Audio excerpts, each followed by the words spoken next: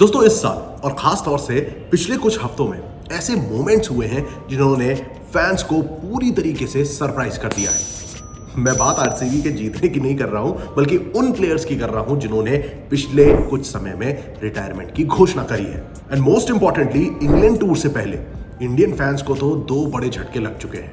7 मई को रोहित शर्मा ने test cricket से रिटायरमेंट ली और ठीक इसके 5 दिनों के बाद यानी कि 12 मई को विराट कोहली ने भी टेस्ट फॉर्मेट से अलविदा कह दिया। इन दोनों खिलाड़ियों का रिटायरमेंट तो डिबेट का विषय बन गया था। कुछ लोगों का कहना था कि इंग्लैंड टूर इनके एवरेज को और गिरा देता, तो वहीं कुछ लोगों का मानना था और ये सोचना था कि इंग्लैंड टूर विराट और रोहित के लिए एक अपॉर्चुनिटी बनता। लेकिन इन दोनों खेमों को इस डिसीजन ने झटका जरूर दिया है।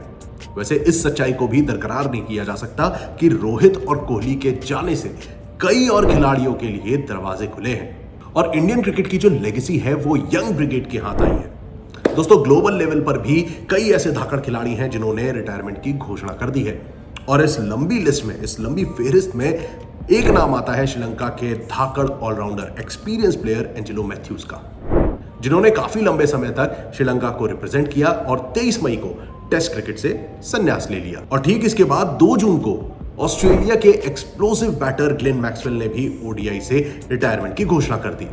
भाई साहब अब कौन इंजरी के बीच अंडरटेकर की तरह उठकर सिंगल हैंडेडली ऑस्ट्रेलिया को गेम जिताएगा।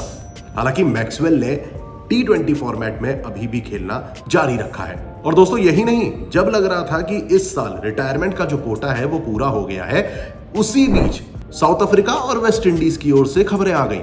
हेनरिक क्लासेन और निकोलस पूरन दोनों ने तो इंटरनेशनल क्रिकेट से रिटायरमेंट ले ली, मानो जैसे रिटायरमेंट लेने का कोई नया कंपटीशन शुरू हो रहा है। भाई साहब 33 साल के हेनरिक क्लासेन अब साउथ अफ्रीका के लिए खेलते नजर नहीं आएंगे और निकोलस पूरन भाई 29 साल की बाली उम्र में निकोलस पूरन ने वेस्ट इंडीज का साथ छोड़ दिया और पूरन के इस डिसीजन ने तो भाई साहब सभी को चौंका कर रख दिया है। हालांकि इन रिटायरमेंट्स की एक इंपॉर्टेंट वजह, एक इंपॉर्टेंट रोल प्ले करता है फ्रेंचाइज क्रिकेट, जहां पर हमने अक्सर देखा है कि देश और दुनिया में घूम घूम के इस फटाफट क्रिकेट के फॉर्मेट के लिए प्लेयर्स ने सेंट्रल कॉन्ट्रैक्ट तक ठुकरा दिया है। चलिए अब एक नजर उन प्लेयर्स पर भी डाल लेते हैं जिन्होंने 2025 में रिटायरमेंट की घोषणा करी है अलग अलग फॉर्मेट्स में। ओडीआई फॉर्मेट की जब हम बात करते हैं तो ऑस्ट्रेलिया के मार्कस स्टोइनिस और स्टीव स्मिथ और बांग्लादेश के मुशफिकुर रहीम ने रिटायरमेंट की घोषणा कर दी।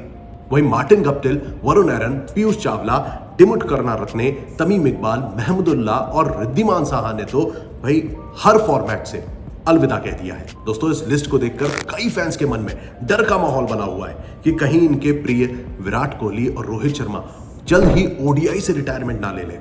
हालांकि खबरें आ रही हैं कि रोहित शर्मा शायद जो 2027 का वर्ल्ड कप देख रहे थे वो शायद उससे पहले ही रिटायरमेंट ले लें, क्योंकि 27 तक का वक्त बहुत लंबा है और उस बीच इंटरनेशनल क्रिकेट ज़्यादा होगी नहीं। टीम ऑलरेडी ट्रांजिशन के फेज में चल रही है। टेस्ट क्रिकेट में ऑलरेडी हम लोग यंग ब्रिगेड की तरफ बढ़ चुके हैं, T20 में भी हम आगे बढ़े हैं, अब ओडीआई की बारी हो सकती है। तो ऐसे में दोस्तों रिटायरमेंट की इस प्रथा पर आपका क्या ओपिनियन है, आपके क्या जज्बात हैं, कमेंट सेक्शन में जरूर शेयर करिएगा। जय हिंद, जय भारत।